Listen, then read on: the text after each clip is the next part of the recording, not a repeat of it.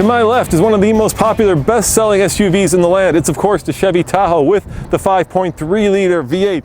And here to my right, well, this is the brand new Durango SRT. It puts out 475 horsepower. It's really a sport truck versus a regular truck, until at least the RST version of the Tahoe comes out. But coming up right now on the Fast Lane truck, we're not going to compare these directly, but we are going to see which one inspires the most confidence when towing, that's right, a 7,000-pound boat.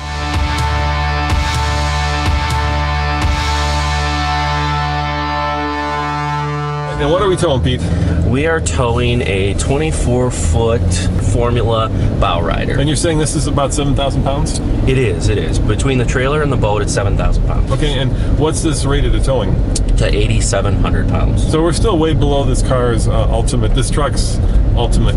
Well, is it a car or a truck? You know, it's questionable. It is a truck. It's classified as a truck, actually. Okay, yes. all right. And even though it's can't go out that way. Even though it's not body on frame, right? This is like the regular Durango and like the Jeep Grand Cherokee. Yeah, it's a unibody. It's a unibody, yeah. Absolutely, yeah. The crazy thing about this is you guys are towing as much as a Suburban or a Tahoe. Actually more. Yeah. By 100 pounds. And the all-wheel drive version of their Tahoe can only do 8,400 pounds. So we're 300 pounds heavier. Yeah, but of course that's not apples to apples, because that one's only got the 5.3, right? It's got the smaller engine. So from an apples to apples standpoint, they're putting the 6.2 in. Their 0 to 60s don't look nearly as good. And because this is unibody and not body on frame, we can actually get the ride to be better and for it to perform better in handling and whatnot as well. So you look at the RST, the upcoming RST, as this obvious biggest competitor. That's about the only direct competition that we have, and it's actually a class up. This is considered a midsize, so our direct competitors are things like the Explorer and the the front-wheel drive based cars. So we, when we're talking about towing, we're actually competing with the tow ratings of vehicles in a class higher than this.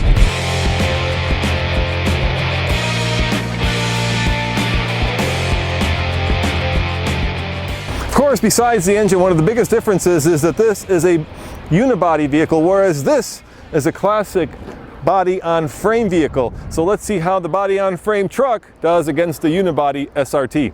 And let's pretend like we're getting on an on-ramp. And this is the SRT version of the Durango, 475 horsepower. So we're going to floor it.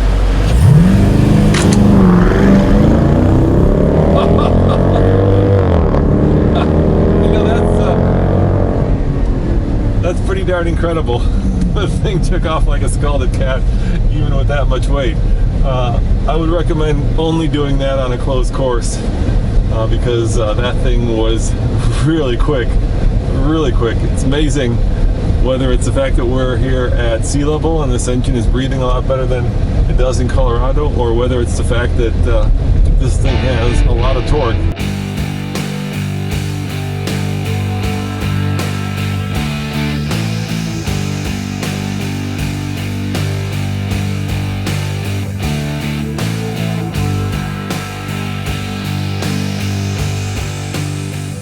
This Tahoe is one of the best-selling trucks in its class, and when we hooked up the boat to it, it had no issues towing it. Let me show you what happened when I floored it.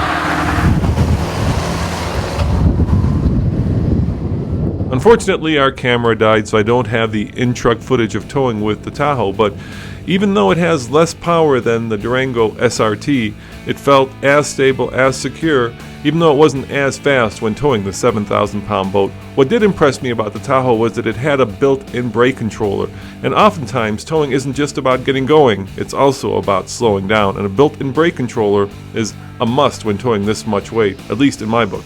As you can tell, there's not a whole heck of a lot of squat on the Tahoe, but there wasn't a lot of squat in the Durango either, so squat-wise, they're about the same. Why did it take so long to put this engine into this truck? I mean, the Jeep Grand Cherokee with the SRT package has been around a long time. Yeah, it's a good question. It's one that I've only been on the team now for a year and a half, so it's tough for me to know exactly why they didn't do that. Yeah. But it was a decision, and I believe, we came to them with a really good value proposition with the vehicle.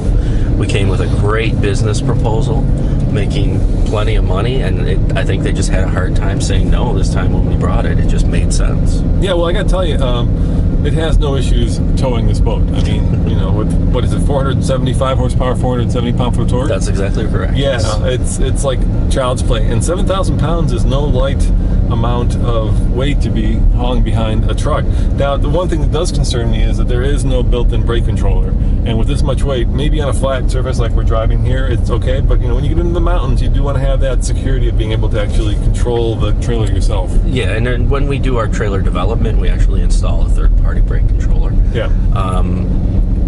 So yeah, I mean, it doesn't have one, unfortunately, at this point. But is that something you think might come down the road at some point? I'm not actually allowed to comment on future product. Fair enough. Yeah, fair enough.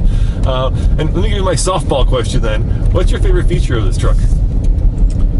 My favorite feature is the suspension. Honestly, and the fact that you can change the settings on the suspension to make them softer or harder, because it's what really defines this car. The fact how it handles is just considerably better than anything else in the class. Yeah, I mean, it's the definition of a sport truck, right? It really is. Yeah, the way that exhaust sounds, the way that the brakes look, those hood scoops on the front of it. Yeah, so how much does it weigh? Full trim, the EPA weight is 5510, and that's with a full tank of fuel. Okay, all right. What do you think differentiates this from, besides a bigger engine, from your everyday Durango? Again, suspension, exhaust, the tires, wheels, they're bigger, it just handles better, and the attitude, it does look different, and it gets a lot of looks on the road. People give a lot of thumbs up just driving around in development, and I don't think people are going to have a hard time differentiating this car from the base Durango. One of the things you guys did when this rolled out in Chicago, if I recall, at the Chicago Auto Show, is you had a video of it doing a four-wheel burnout.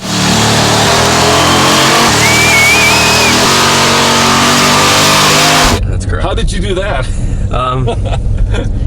We had an 18-wheeler behind it, and we chained it to the 18-wheeler. Okay, I figured there had to be something going on. This car has so much grip that there's just no way with 500 horsepower that you could sit and do a burnout for that long.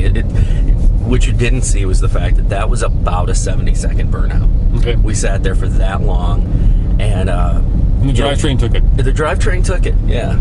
So let's talk numbers. I mean, trucks and towing are all about numbers. So you said 8,700 pound tow rating. What's the fuel economy? You announced that? We don't have that set yet. Okay. It's being approved right now by the EPA. How about pricing?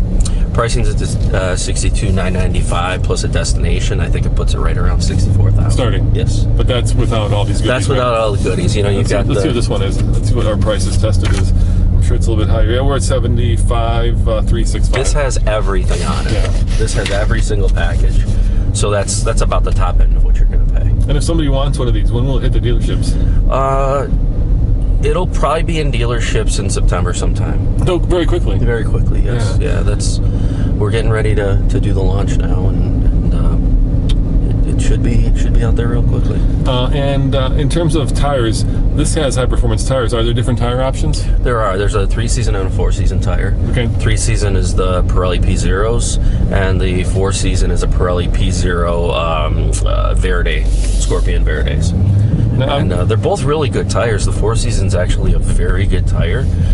It just lasts a little bit longer, and it's pretty good in the snow. I drove it all winter without really any problems. Which one is better? Of course, that one is a lot more powerful, but this one is more confidence-inspiring because it does have a built-in brake controller, and that is significant because towing is not just about going up the mountain, it's going down the mountain as well. And speaking of that, we'll have to get both of these, especially the RST version of this, to Colorado and do a head-to-head comparison, an apples-to-apples comparison. As always, this is Roman reporting for the Fast Lane Truck. Check out tfltruck.com for more news, views, and of course, big-ass truck towing reviews. See you guys next time. Ciao.